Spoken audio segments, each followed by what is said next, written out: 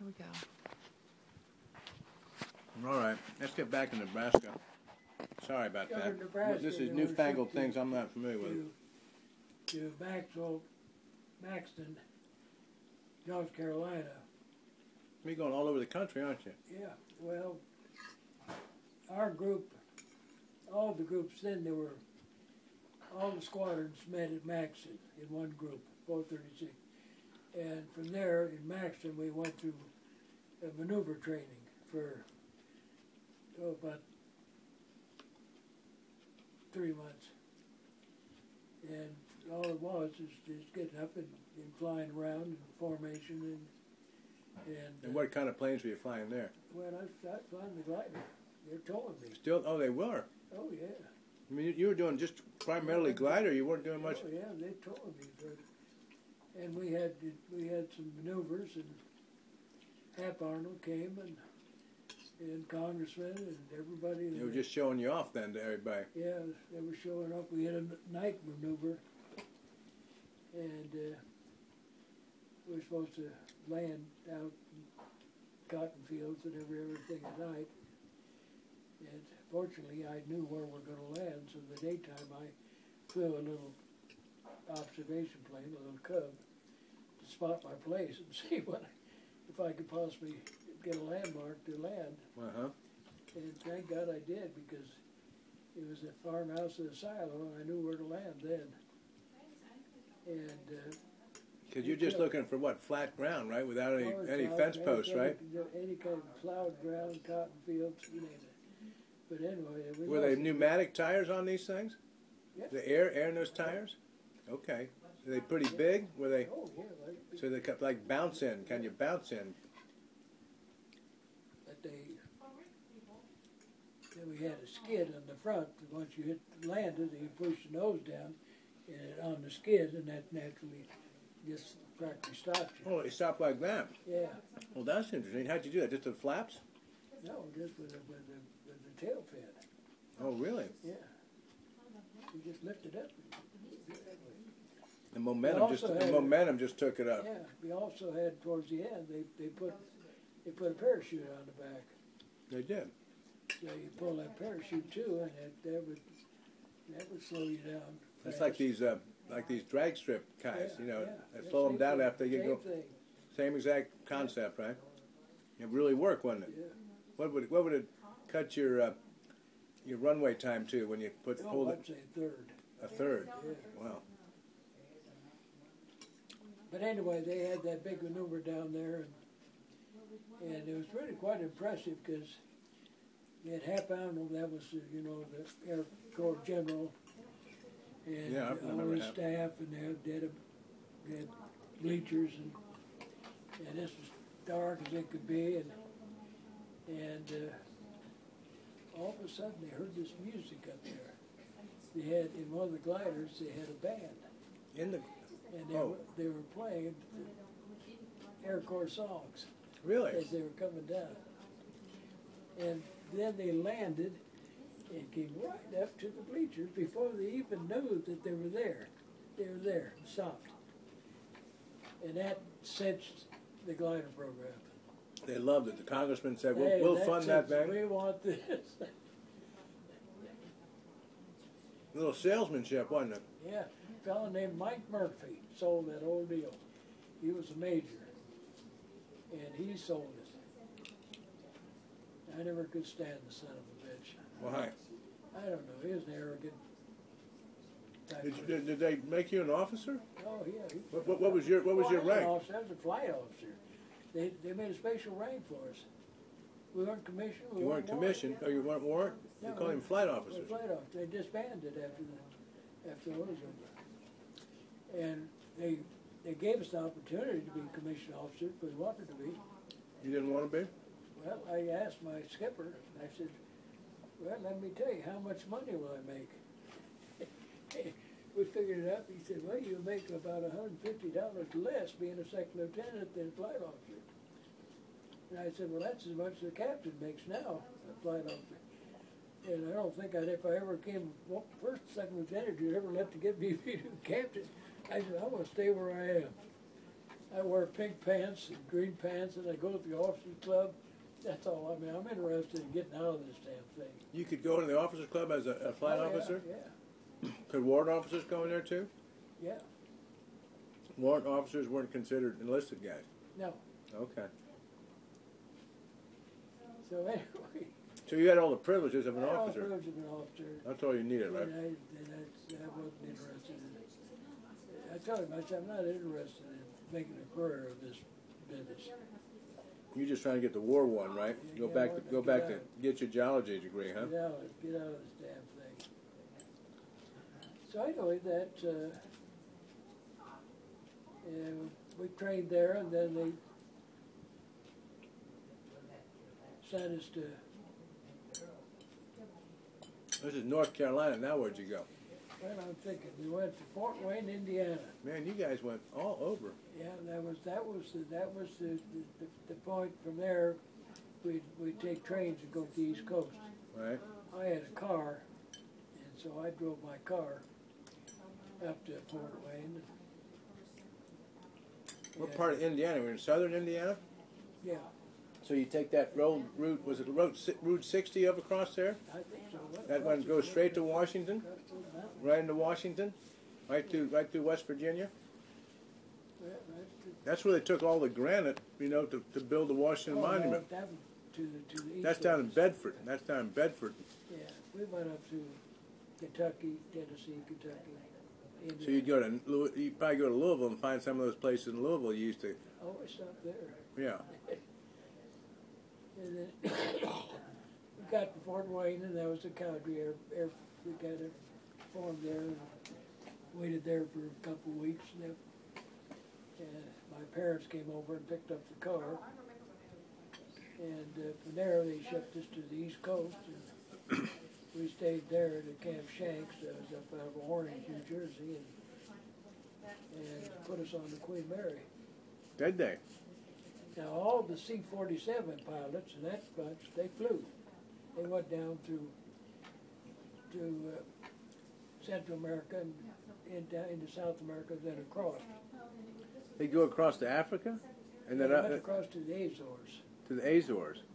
Yeah. That was the shortest distance. They flew up the coast of France. Yeah. That's interesting. They go that way rather than across near Iceland.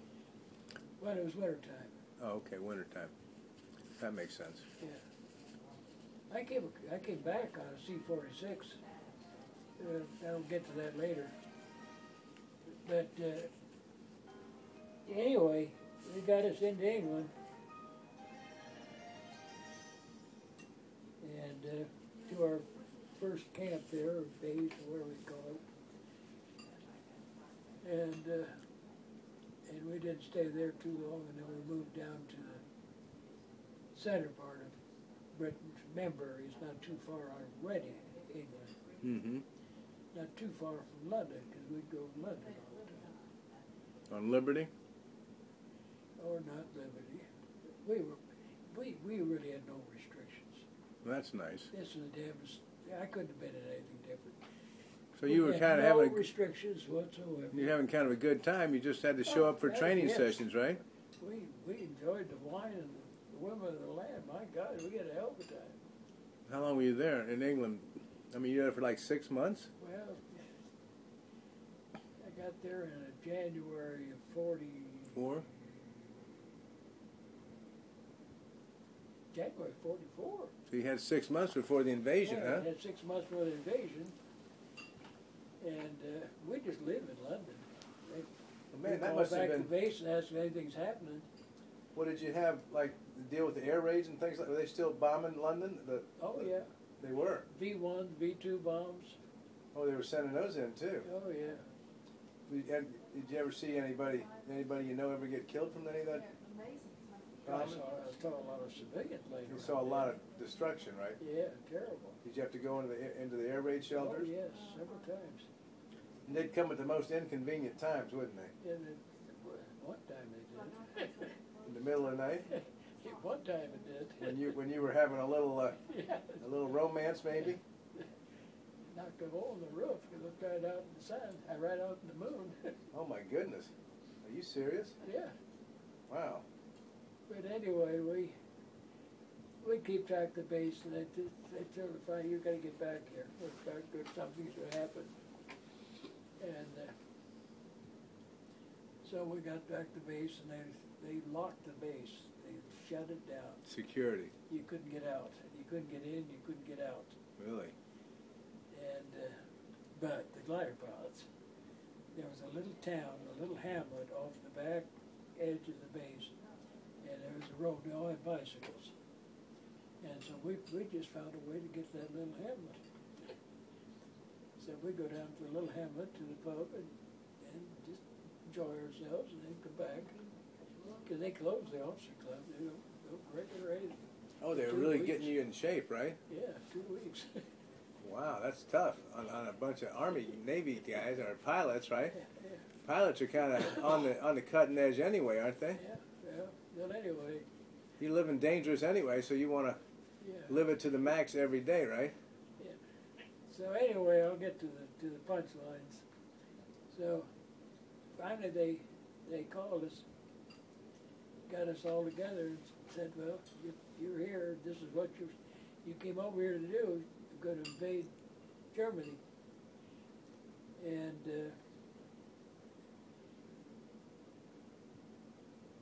tomorrow, actually this is the night before the night, he said, "Tomorrow night, you'll all be gone from here." And hold on, I gotta go to the bathroom. All right. That's an old man's. When you take diuretics, you gotta go when you have to go, right? Go. I understand. If you don't, you go anyway. All right. Did you get enough to eat? There's more. I have plenty, thank you. Here. You just drop it off in the kitchen. Right.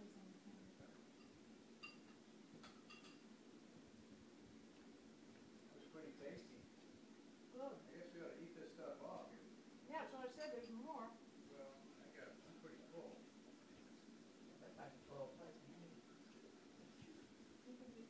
Did you tell Margaret about how you're eating? Yeah, she knows. My sister got her understanding right before she died. Okay, she just died of breast cancer about a month ago. Yesterday was a month anniversary of it, and so she had gotten this raw food and greens and all that, but her body was so racked she just got it too late. But I was her biggest disciple. I mean, she was getting all these books. I was going, yes, this makes sense, Marcia. Yeah, go for this. Yeah, go. So then I ran into Robin. I've known Robin on the phone, for all these years. And finally, so she knows what Marcia would like to have known. But Marcia got her information too late. Yeah, but she's all right. She's as we would say, she's in the arms of Jesus. So she's in a better place than we are right now. Okay. So anyway, they got us here and they told us that we were going to invade Europe, and well, that was kind of surprising. How'd you react to that, you and your buddies? Well, I knew it was going to happen. Yeah, obviously you were over there to do that. But the S2 officer came up to me,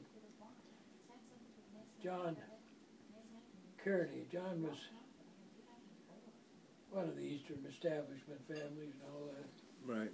I never did particularly care for him, but he was the head of intelligence. He was a major. So he came up to me afterwards. "Well, Bob, looks like you're going.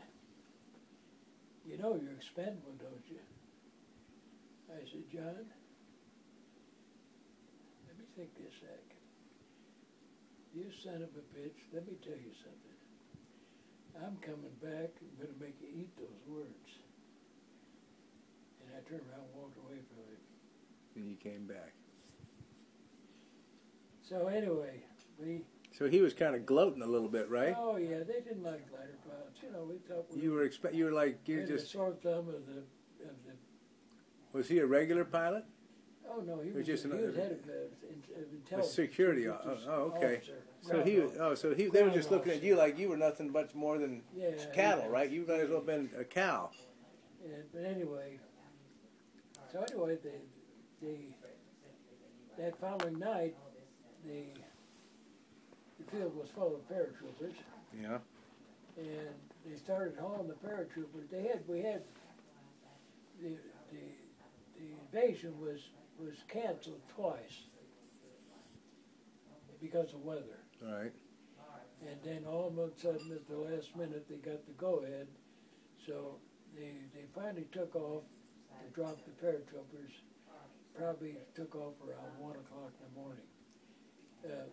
Another out called Pathfinders had gone in, and they dropped the Pathfinder, which are paratroopers with radio.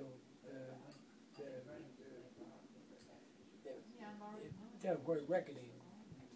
Direct reckoning. Yeah, they'd shoot up. The flares and stuff. No, not flares. They'd shoot up.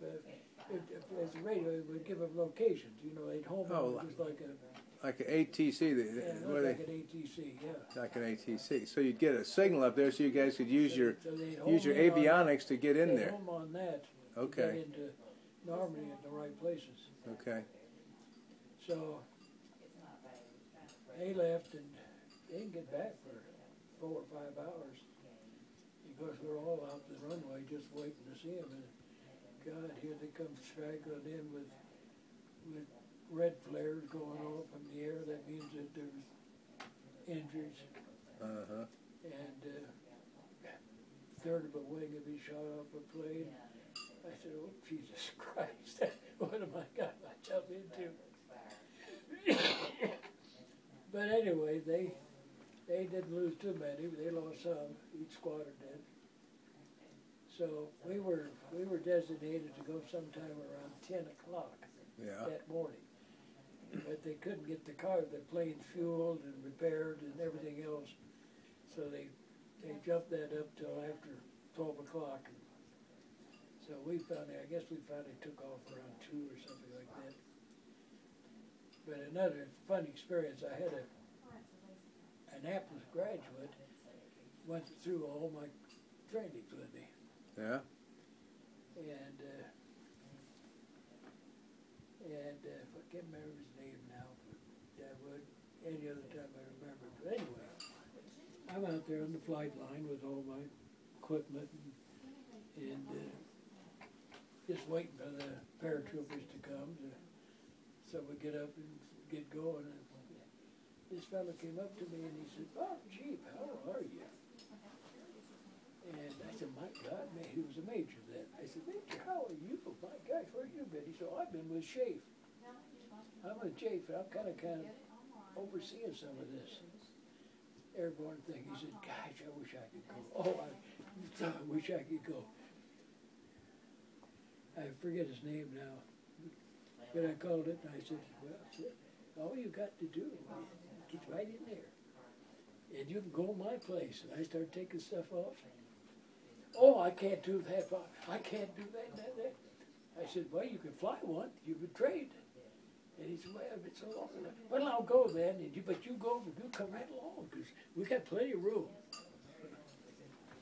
And he was different than Kearney, right? Oh, that son of a bitch turned tail and left. Oh, he just talking big, huh? Yeah. He didn't want to be on. Yeah, well, you know, you're facing death. You're facing possible death, weren't you? He couldn't get on it. But all you guys had to be thinking, you're facing possible death. I mean, what are you going? You're going into the jaws of the German army, right?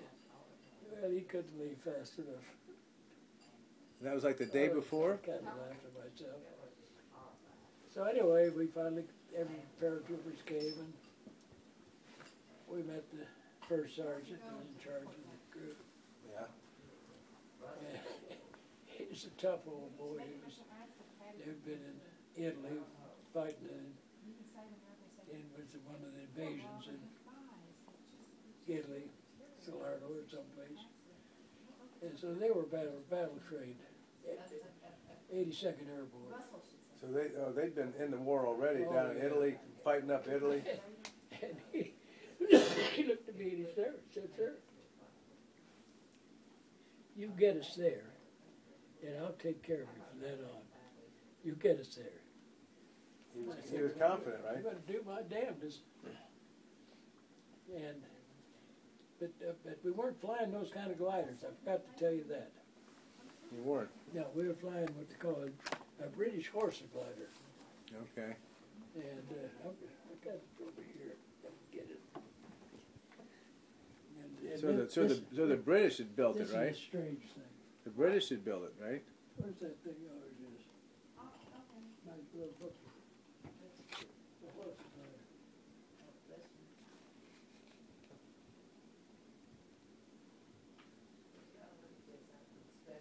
The glider fellow wrote this book here. But they were made out of plywood. And they were huge things. So a little bit lighter. They carry 21 troops. What were these made? These are made out of aluminum? Aluminum and fabric. Yeah, okay. So these were like fiberglass and Not even fiberglass. Just what do you call it? Plywood? Like Plywood. some kind of wood? These are all plywood. All plywood. The Mosquito airplane was made out of plywood. Was it? The fighter. It's not in this. It's not. This was interesting, but it's not in this. Forgotten Wings.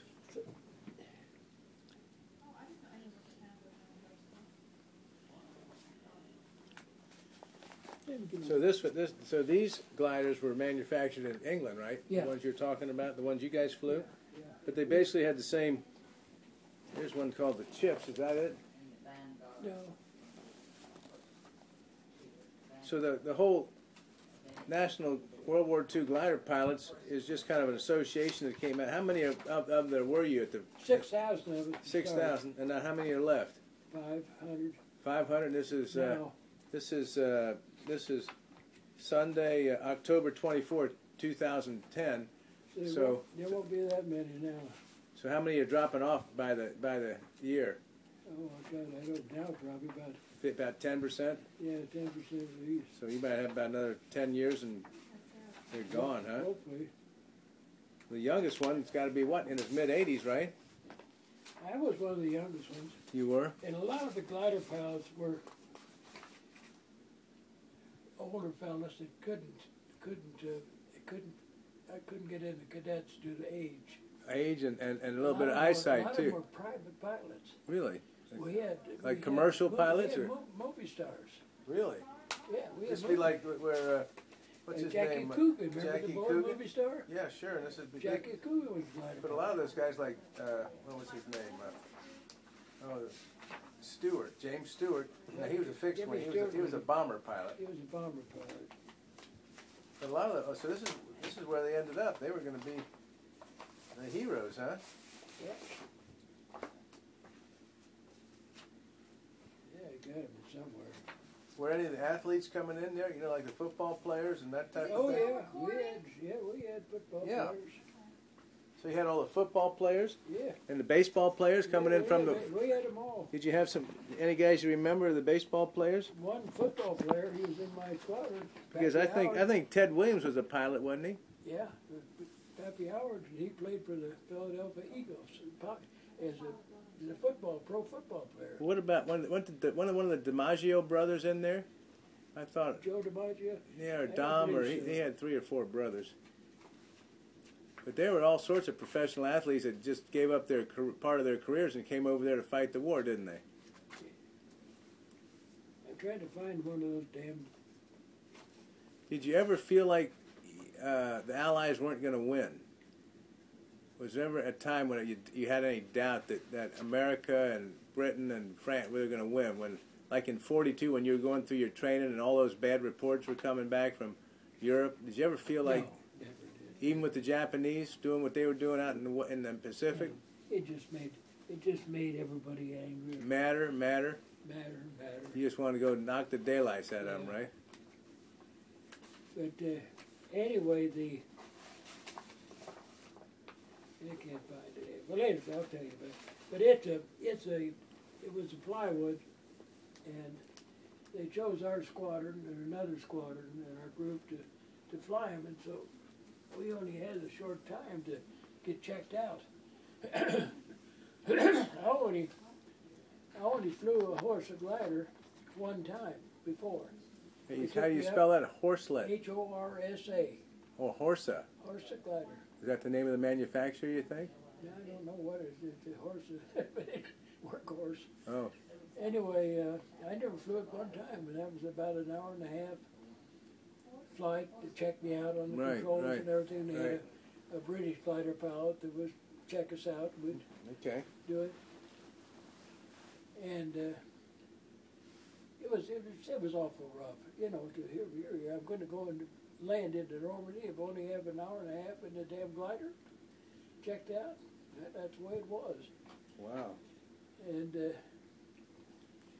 so anyway, we're on the flight line with the British horse glider there, and a U.S. glider had a nylon tow rope, about 3/4 of an inch, and when they hook you up and when a tow plate took it, it would stretch a third of its weight, and then it would take up the slack, and so you'd have a very gentle pull on the glider. On the ascent or on the... Yeah, it was just like a spring. Okay. Well, they used old hemp ropes that big around. Yeah. A great big one, and two of them, one of them tied the wing, and then one out here in the front to pull it. Your brother, when you took off with that son of a bitch, you just like that, and that horse.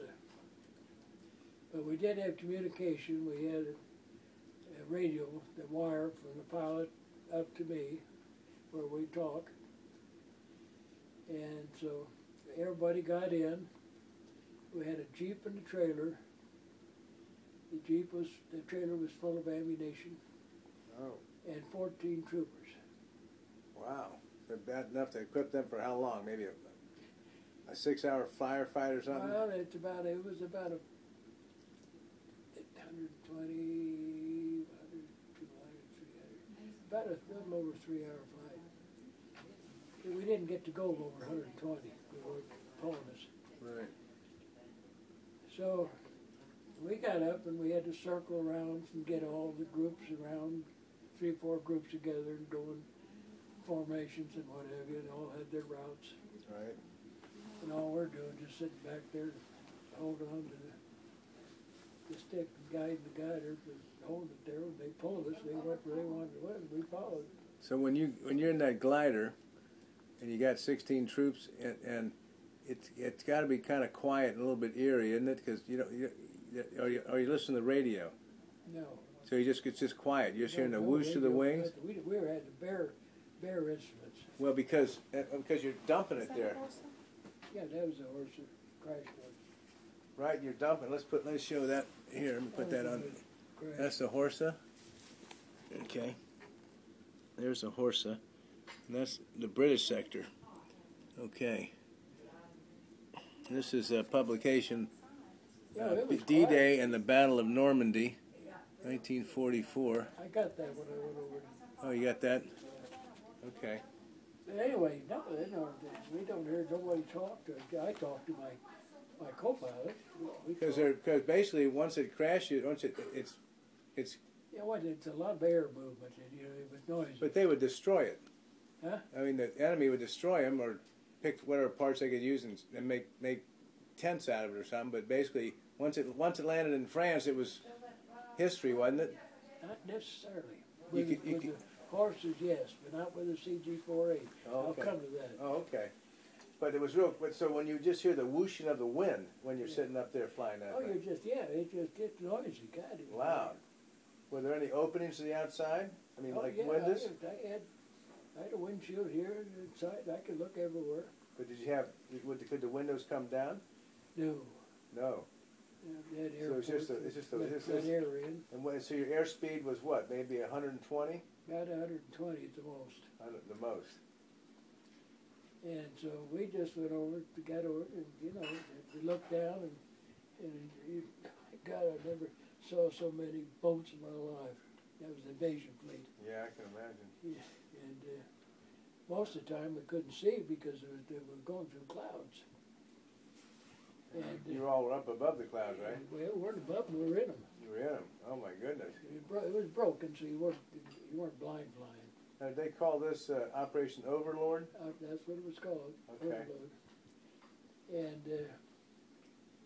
then the closer to Normandy. Wait a second. Was it Overload or Overlord? Overlord. Overlord. Overlord. And who do you think named it? Oh, right You there. think, did the British name it that? Did Churchill name it that, or was that? I imagine Churchill did. He probably did. And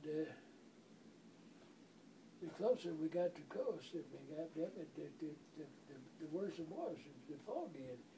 And finally I realized that I could see out there then, I could see nothing but flashes, guns. Below going this way and coming this way. Yeah. And the gunpowder and the smoke was just, you couldn't see anything. Because I could see the taillights on the tow plane, and that's what we guide on, you know, till we went over the Normandy coast and got everything in the moon shot at us. But it was a moonless night. It was everything, dark and night. I mean, it was a new moon or something. Because I figured they went without the moon. Well, it just everything in the world. I thought everything in the world was shooting at me. You all saw these white flashes. Yeah, but could you hear it? Oh yes. You could hear it. Were they hear sending flak up? Oh God, yes. Oh my goodness.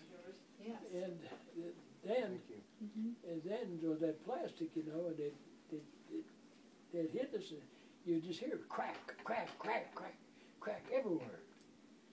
Did any of and would you see your? I'll tell you one thing. They say there's no atheists in the foxhole, but that took any sign of atheism out of me. Because that's when I joined the old boy. You joined the old boy. Yeah. What happened? I said, you get me out of this thing. I said, I'm never going to go touch any more of those Piccadilly Commandos.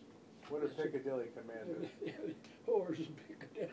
A whore? Did you? That didn't last very long. Didn't last very long. I broke my vows. You broke your vows. Now why'd you do that? Well, I did. But anyway. Well, don't you think he's wondering what happened? No, I don't think so. Well, I think he is. He probably wanted to. But you probably grew up. Didn't you grow up honest as the day is long? Huh? Didn't you grow up honest as the day is? Wasn't your I and your nay? You know, didn't your daddy teach you? If you're in the oil business, when you shake a man's hand and look him in the eye, what do you do? Oh yeah, yes. Well, yeah, because that's the way you cut the deals back in the 100 years ago. Yes. But I figured he excused me. He gave you a pass. Gave me a pass. Well, but anyway, that was the worst sin I could think of. I didn't have any sins. You didn't. You were clean up to that point. Yes. And so anyway, the pilot said, "Bob, get ready. We're about there." And he turned the green light on. You're supposed to cut. And I said, "Okay." And the green light came in, and his name was Beebe, George Beebe, Bill Beebe. I said, "Beebe, here we go. God bless us." And I hit the release. And then figuring out what you're going to do and where you're going to land. About 800 foot up, going 120 miles an hour. So there was an airspeed bleed off to after that. The way that you land one of those horses is give it full flaps. They're compressor tanks, and you push the flap lever, and that air pressure push that flap down. What do you I end up? pushed the lever, and I didn't have any flaps. And I'm just going faster and faster. And I'm working that damn lever, and result I'm going like that. Well, it was too late to do what I wanted to land, where I wanted to land. So all I could look ahead and see what's the next one. All down in France, there's nothing but hedgerows. You know, these little fields with hedges around. Right. So I'd go over one and drop down the next one. I'm still going too fast to land. I couldn't. What do you think your speed would bleed off to by the time you fell 800 feet? So finally at the end of this field, I saw this kind of a blank space in the hedgerow, and I aimed right at it. And I knew that was about where I'd stall out. And I pulled back and I stalled, and I dropped right in that hedgerow, and it just sheared everything off. Sheared the wings right off. Yeah. But the fuselage was all right. Bang, we done. But the fuselage was all right. We'd have broken it in two. But that's okay. And what was everybody was knocked out. What was the stall speed on that? Around 50. 50, 45, 50? And what was ideal? Was ideal come in and get it about 60 miles an hour and then land at about 60? Yeah. Yeah, that's about ideal. And so it knocked everybody out. Did it? And I came to it, I hit my... Because it was almost an immediate stop? I mean, like, dead stop? Well, not very fast. You'd go about 10 feet. Yeah. And everything went out. The window went out in front of me. So I came to, and one thing about it, they really didn't know how to tie down those vehicles. They didn't break loose, or I wouldn't be here. And so I woke Jack up and said, "Are you all right?" And he said, "God, I don't know if I'm all right or not." And looked back, and everybody was kind of coming to, and I grabbed the helmet, thought it was mine, and just walked straight out and put the helmet on.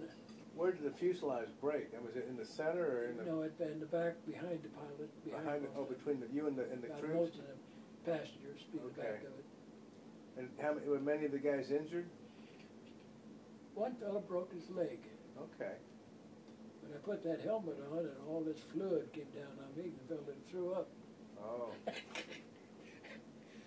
But that didn't seem to bother me much anyway.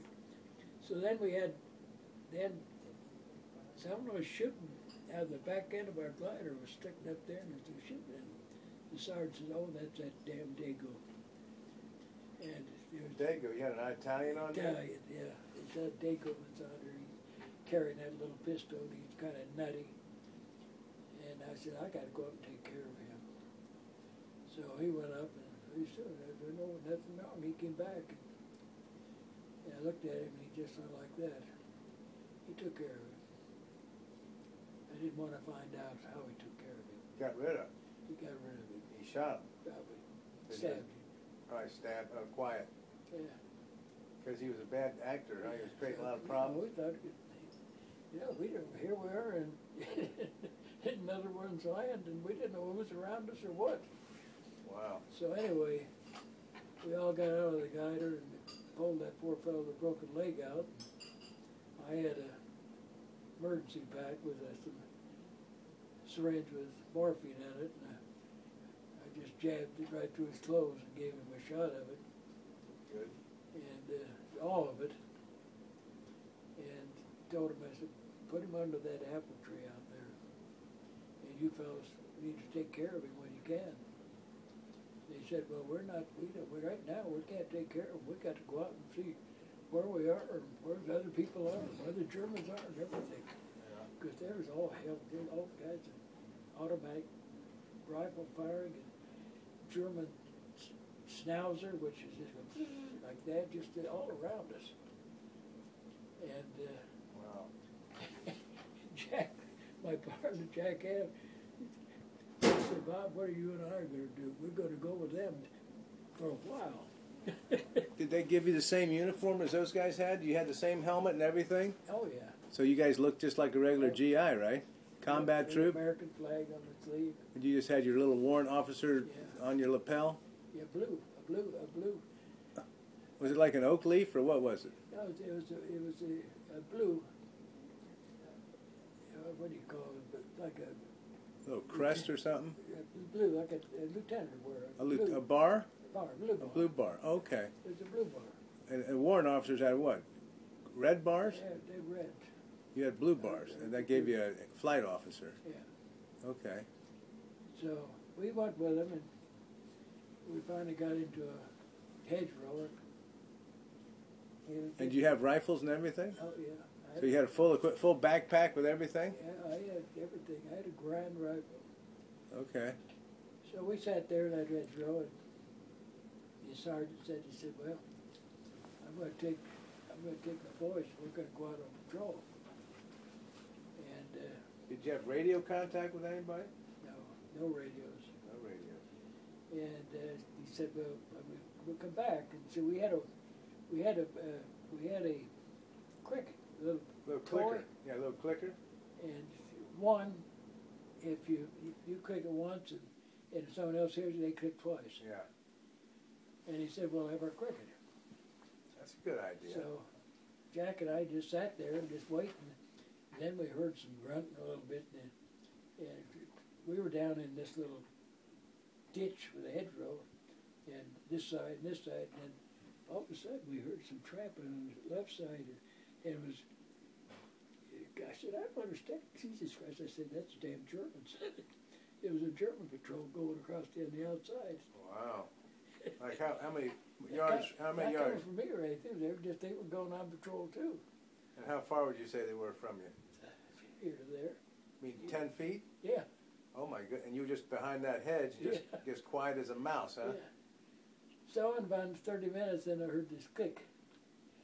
And boy, I couldn't click fast enough. And they said, "Well, the only reason we're not here, we were following a German patrol, but we didn't want to do anything until we knew that they, wouldn't cause any trouble." Right. I said, "Well, they came by." Yeah. And I said, "Where are you going now?" I said, "Well, we're all going to go, and there's a lot of firing and a lot of American gun rifle firing over in that direction, so we're going to be going over that way. And you want to come along?" I looked at Jack. I said, "What do you think, Jack?" And he said, "What do you think?" I said, "No, we'll stay right here. We'll figure out how to get out of here ourselves." So we waited till it got light, and we started kind of going anywhere we could go, but we knew the direction was east. Yeah. Started east along the side of hedgerows. All of a sudden we heard this clack, clack, clack, clack. There's a tank. And I said, now we got a goddamn Tiger tank up here. That's immediately what I thought. A German tank. Yeah, I thought that. And the tank comes through this hedgerow, and I said, "They don't look like a German tank to me, Jack." This fellow raised up out of there. He said, "What the hell are you fellows doing out here?" It was from the invasion force, the first tank through. I said, "Well, let me ask you this. Am I going the right way?" He said, "Yes, about another 4 or 5 miles." But he said, "Well, how'd they get all those tanks over there? Because you guys were like on the first wave, weren't you?" The tanks came in on the sea. I know, but so they were timing it so that your first wave went in there. How far did you go in? Did you go a mile in, would you say? Oh, 2 or 3 miles now. Oh, you were 2 or 3 miles in? Yeah. So these guys came in overseas, and they were just plowing straight ahead. Yeah. Okay, so they were just trying to find the lines. They came in at dawn, and we got in there in the afternoon. Oh, okay. So they came in the next dawn, or that morning? That morning. And so you guys were like 8 hours behind them. Yeah, it was June 6th. Okay, well that's good. No, the next day we came. The next day. Yeah, the next day. You're on June 7th. June 7th is when we Oh, you were 6/7/44. That's a big day. You know what happened in 6/7 in 67? On the 7th day of June in 1967, which would have been 33 years after you had D-Day. That's when Jerusalem was liberated from the Jordanians. That's a special day for you. June the 7th is a very special day in the history of the world. I'm just saying in the history of the world. I'm just talking about connections between what was happening on Normandy with what happened in Jerusalem 33 years later. That's a powerful day. I guess so. It's also a coincidence. Anything else happen to you interesting on the 7th of June, the rest of your life? No. That was it. But you thought about that day every day, didn't you, the rest of your life? I thought of the 7th of June. I also thought of the 6th of June, too. Yeah, you thought, because that day you were trying to keep yourself from pooping in your pants, I guess. So anyway, we were trying to figure out what to do, and he said, "Well, it's 2 or 3 miles to the beaches, but you got to be careful because they got German snipers up in big tall pine trees." And he said they're just all over up there. And they're picking guys off, right? I said, "What are they doing?" He said, "Well, we got to figure it out." The Germans doped them up. Doped up the snipers? Yeah, put them up in trees. So they could stay up all night long? Just so they'd be crazy, just not sleep. What'd they dope them up with? Sure. Morphine or not? Morphine or whatever. Speed or something? Yeah. So they would just kill anything, huh? Yeah. They wouldn't give up, huh? No.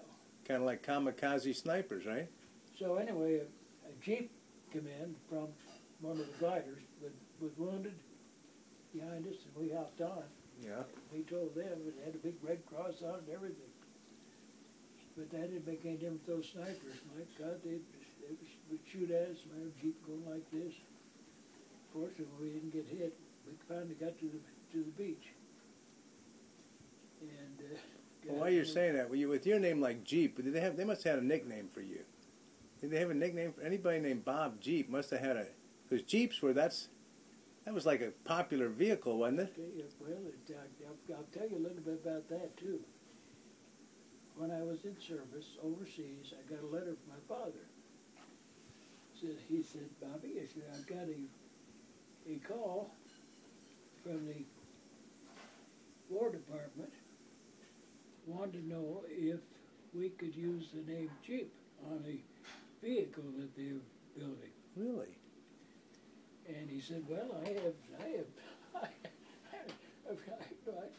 have no reason not to. And he said, I got two sons that are overseas. He said, well, would you speak for them? He said, of course I will. I said, they wouldn't care if you used it. And the way that the Jeep name came, it was on a proving field. Uh-huh. And a bunch of generals were there, and a war correspondent, a woman, was with them. And this Jeep, this little vehicle came by, and the generals looked at this lady and said, what would you call that? She said, I'd call it a Jeep. And that's how the name came. She just came out of her... Yeah. What did it mean anything? Out of her head. Out of her head, Jeep. Yeah. Wow. And I got a book somewhere in here called Hail to the Jeep. Wow. And that was, my name's in there, my brother's name, my father's. I figured they'd... See, my last name is Huey. H-U-E-Y. And so they made the UH-1 helicopter over in Vietnam, they called them Hueys. Yeah. So every time I talk to these old Vietnam veterans, I tell them my last name's Huey. The first thing they think about is those... Yeah. So the first things when everybody thinks about you, all the World War... Because they're still using Jeeps up until they came up with that Hummer, remember? For the military. Okay, get back to getting to the... We got to the beach, and I'm kind of wandering around a little bit. My God, it was carnage everywhere. And finally, this Navy fellow with his short coat and that half Navy officer, he was the beach master. And he was giving a lot of directions and everything. I went up to him, and he looked at me and said, who you fellas? I said, well, I just came from back there. Well, you're not supposed to be back here. You're supposed to be back there. I said, I'm a glider pilot. Oh, you're a glider pilot. Get on that transport going back out. You go out to an LTV out there and out. So we went and waited out. Your buddy Ham made it with you, huh? And everything I had, a Garland rifle, I just threw the son of a bitch in the ocean. You did? Of course. That was true. And they got you on an LTV and you went back to England? We got on this little landing barge. Yeah. That's not to take us out to the big LTV. And they weren't full yet, and so there's some other people coming in. And notice then we saw these officers coming with these frantic French gals. And they came up to then they were escorted by Army personnel.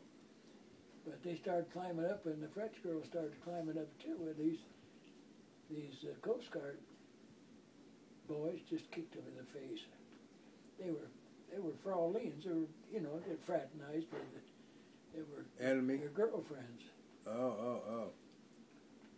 So you thought they might have been spies or something? Or? Yeah, well, they didn't want them on that. I don't blame them. They kicked them right back in the water? Kicked them right back in the water. Were they to swim back to shore? Yeah. Wow. So we got out to the big boat, and I no sooner got up on the damn deck, and the ship captain came up to me and said, well, you're officers, we're going to take on 2,000 prisoners. We haven't got anybody in our bunch to take care of them. So I said, and you're looking at me? He said, yes, I'm looking at you.